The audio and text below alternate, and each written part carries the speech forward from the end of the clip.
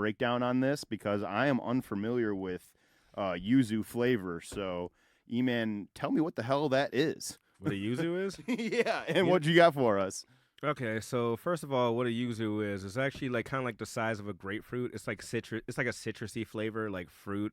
The origins, I actually had it queued up here, are East Asian origins. Oh. Yuzu has been cultivated mainly by East Asia, though how recently as New Zealand, Australia, France, Italy, and Spain. It kind of looks like like an orange, kind of like grapefruit shape. Okay. It's really good. I would love to try that. Yeah, man. So the beer we have today over from Arbor Brewing Company out in the good old Atlanta, we have Belgian style wit beer, sweet orange peel and coriander, yuzu you do you, Belgian wit beer. So I chose the wit beer today because if you guys live in the Michigan area or even close to it, it's been a nice run of nice weather, bro. It's been like 80s, 90s. I think it hit like at one point. It's been nice and high. I think yesterday was a little cloudy, but like I can take clouds as long as it's not like pouring down rain or some shit like that. But this is like a really good beer for just like the nice subtle weather where it's just drinkable and easy to go. It's coming in at 5 ABV, 5 ABV, and no IBUs. Oh boy, I cannot talk today. Happens to the best. Untapped has it about a 3.6. Yeah, light, crispy, easy to drink. I'm expecting kind of like a nice little subtle citrusy flavor, but something kind of got like that really nice, easy drinkability to it too. Yeah. It's perfect for 80, 85. Smelled delicious when I just cracked the beer open. The aroma, very citrusy aroma, yeah, right? For man. sure. Which is always appealing to me. I love that citrusy smell. And like E-Man just said, with that nice weather and it being back outside. Outside's open. Outside is open, and there's a few reasons why I'm choosing this song while we have a sip on this beer. The song is called Outside. It's by Westside Boogie and Joey Badass. Westside Boogie is someone that we are anticipating the release of his new project, but he also has writing credit on the new Kendrick album. And then Joey Badass just announced his new album coming out June 17th, his first album in 5 years. I think a lot of the production is being handled by Static Selector, which makes me happy because I love the marriage of their music together. I think Static is a great producer for Joey Badass's awesome lyricism. And here's a little bit of that for you. Here's Outside. Cheers. Cheers.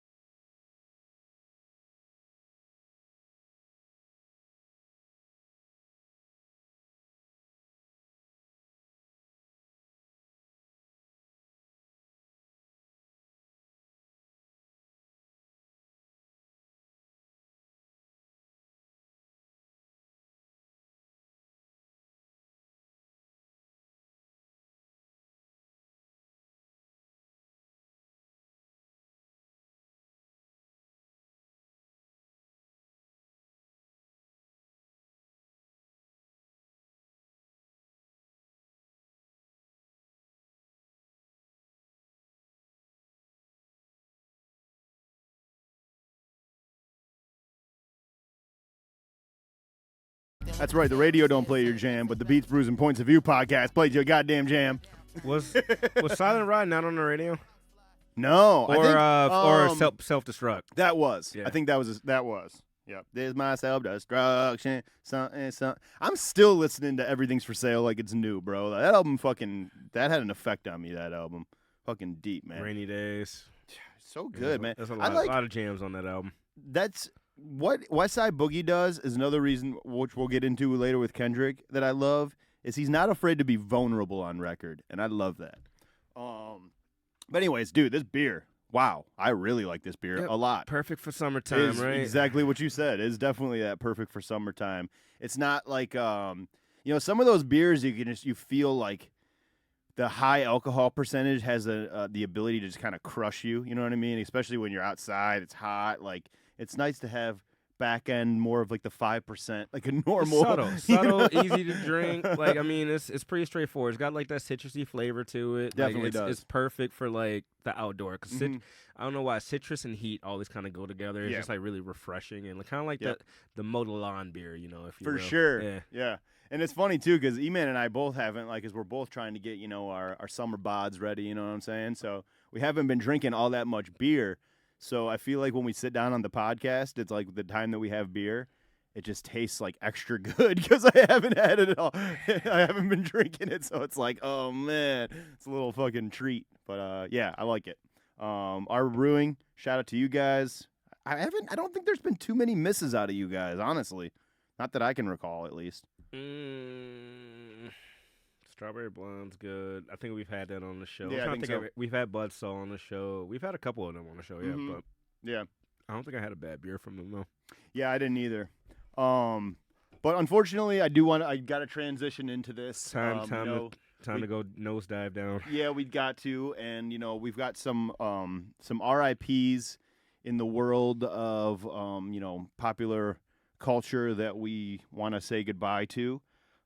Fred Ward, actor Fred Ward, who you would probably know best for, he was in a ton of movies as small roles. But he was the star in the movie Tremors with Kevin Bacon back in the day. You would probably know him best from that. He also played Joe Dirt's dad in Joe Dirt. I mean, you've seen him everywhere. If you look up Fred Ward, you'd be like, oh, yeah, that's definitely the guy that's been in a million movies as small things. So we want to say, I'm not even sure how he passed, but R.I.P. to him. I know he wasn't super old or anything like that. I would think maybe early 70s.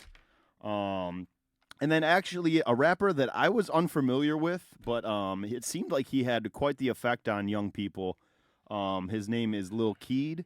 They also haven't released the cause of death. The timing of that fucks me up. Super weird, considering like what's been going on with YSL. We'll get into that later. But yeah, the timing of that is really so he's one of YSL.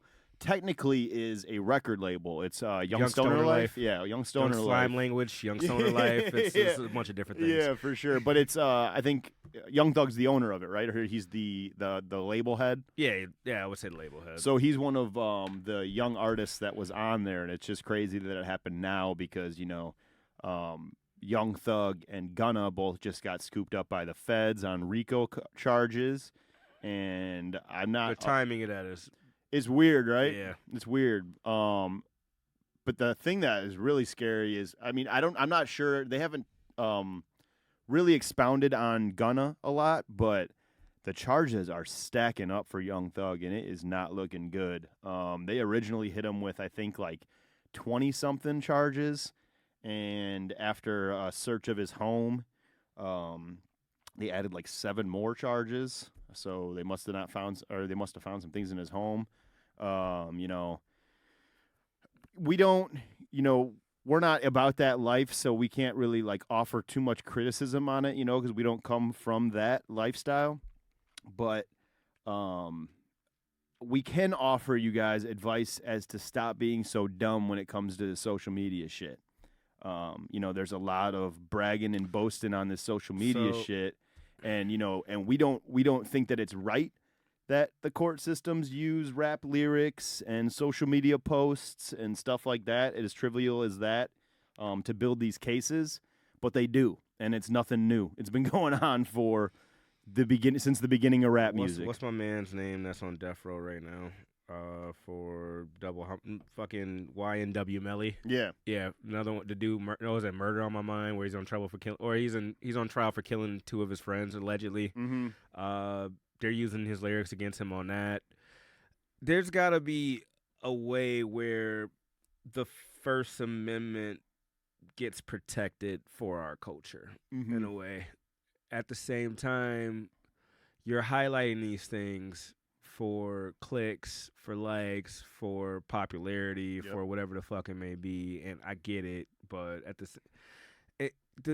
I can't do the fake shit, dog. Yeah, I hate it, but that's that's the world we live in. That's what sells. That's what controversy sells. Mm-hmm. Like bad news is no news is bad news, and bad news is good news. Yeah. That's the society we live in. And I mean, the district attorney of Atlanta, Georgia, said it best herself when they asked if social media was used, and she said, quote, verbatim, "Social media is a wonderful tool for us." I bet it is. I mean, that's how a lot of. I mean, think about like the people who flash money and shit and stuff like that. You think the IRS don't look at that shit? Isn't Gunna the one that started the whole spelling out shit, the push and P thing? Was that Gunna? I think that was Gunna that started that whole trend. Let's go with that. That sounds right. I'm not sure about that, but it sounds right. It's just, you got to be smarter. And, also, I mean, when it comes to lyrical content, it's easy for us to say that, though, sitting is. here, whether like people on a label or whatever the fuck pressure that's coming from, like, that's true. Hey, you need clicks. Hey, you gotta do this shit to get popular. If you're not dropping music, you need to do something to go viral type deal. And that's the shit that goes into, and that's the shit that nobody fucking talks about behind the scenes and things like that. Just be smarter with your intention behind what you're saying in the lyrics, anyways. If you're using it as a like a story of triumph. I came from this and now I'm here. But when you get to a certain level, you gotta, you can't be acting that way because you're now under the spotlight and people are paying attention, so just be smart about what you're doing and how you're moving, I guess I should say. But moving on, we also lost some more people. I just wanted to pause and kind of unveil that story a little bit. But a metal singer from Detroit, right, E-Man? Yeah, or the Michigan area? I think Black Dahlia murder started out in Waterford. Does that sound right? They're in Michigan for sure. They are based out, Waterford, Michigan. Yeah. Okay, yeah. He was the lead singer of that band. His name was Trevor Strnad. He was only 41 years old. They haven't officially released a cause of death, although when the band released the statement saying that he passed away, they had attached to it the National Suicide Prevention Hotline. So that leads us to believe that it had a role to do with it. And E-Man has also, he follows the metal injection and stuff like that. And there's, videos of him on there doing interviews talking about his mental health and stuff from, years previous. Like literally like last April, I think I just saw a video that popped up. Yeah. Yeah, so it's really sad, man. I mean, this pandemic has got a lot of motherfuckers holding on by a thread. So, just check in on your friends and shit, I never got too deep into Black Dahlia murder. I'm gonna be honest with you. Like I listened to like a couple like early like 2000s because they've been around since 03. So I've listened to a couple like projects from them in a whole, but I wouldn't say I was like a fan by any chance or like a super fan or anything like that. But I was like a casual listener. I mean, doesn't make the situation any less sad. Right. Doesn't make anything like that. And on top of that, he's a Michigan boy, so yeah, like it still sucks to hear like that. A lot of artists feel that that's their way out, especially when you get to the point of, like you're at this level of like success and fame and stuff like that. Like, who the fuck knows comes with that? Like, who knows what's going through people's heads on a daily basis? You only know what's projected. You only know what people tell you and what stuff like that. Obviously, like, well, me and you, even when we do shit and stuff like that, like because we live together, we work together, like, we can kind of get at a gauge of how each other is feeling and stuff like that, but you never really fucking know what's going on inside anybody's head. 100%, man. So, yeah. And you never know what triggers something to fucking set you off, what I mean? And it's difficult. But yeah, and then we also, I can't remember if we mentioned it 2 weeks ago, so I'm just going to go ahead and say it again.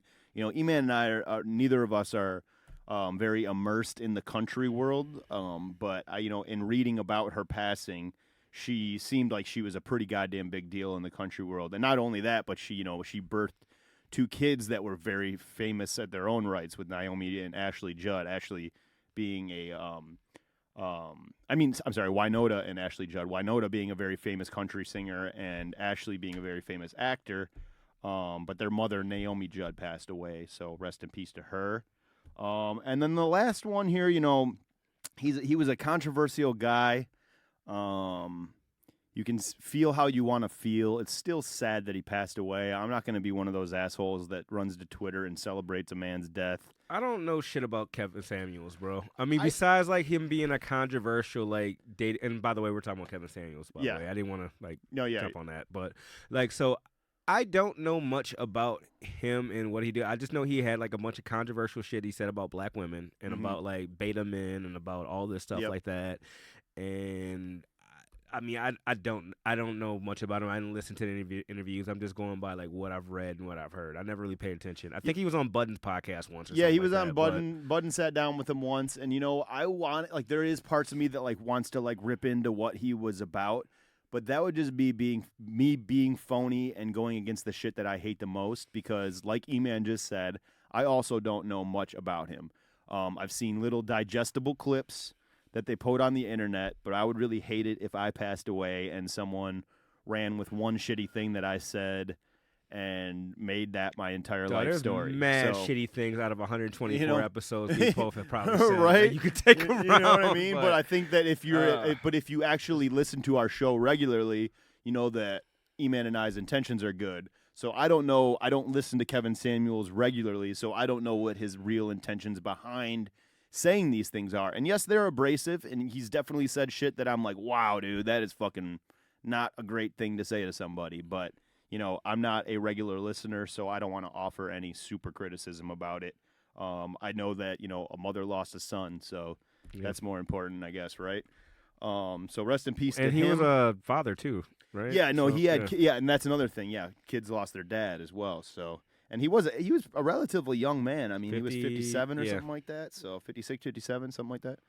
But then now on to the biggest and saddest story that we want to say RIP to, and that would be the 13 victims, 10 who passed away, 13 shot in a Buffalo grocery store. I believe, was that yesterday that it happened, E-Man? So I'm gonna be honest with you, I didn't even hear about that I story just read about it today. Literally until I walked into this studio, I did not hear about this story until just now. So prayers out for the people of Buffalo. Yeah, so an 18-year-old gunman who was a white supremacist who was known to be radicalized by things like Fox News. A lot of the talking points that he had on his plans were shit that was regularly discussed by the co-hosts of talk news shows, which is awesome because that fucking channel just breeds hate. I'm like, so I'm reading an article right now. Like the one I just got pulled up is from the AP, from Associated Press. Mm-hmm. Yeah, it looks like this was May 15th, so this was earlier today.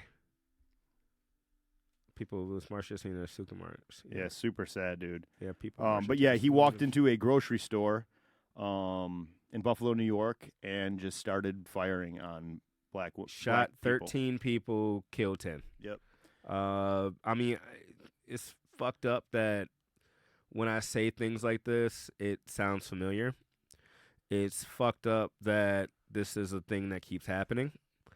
It's fucked up that we live in a society where things like this are normal. Mm-hmm. And it's really sad, and it's really deflating, and it's really heartbreaking, and I have a lot of feelings about this, to be honest with you. And I know wholeheartedly, E-Man and I both not predicted this exact situation, but we definitely mentioned this when we talked about how much of a celebrity they turned Kyle Rittenhouse into after he got off with killing people at a protest. You know, that's the kind of person that someone like this dude, I don't even want to say his name because I don't feel like fucking making him famous, but this bozo sees shit like that, and, you know, it excites people like that. You know, it's validation for they could probably get away with the same thing. I mean, and look at, you know, the fact that people have stormed the White House and shit like that has proved that he can get away with a lot of shit. Fuck yeah, if you're on a different side. And just think about the differences too here.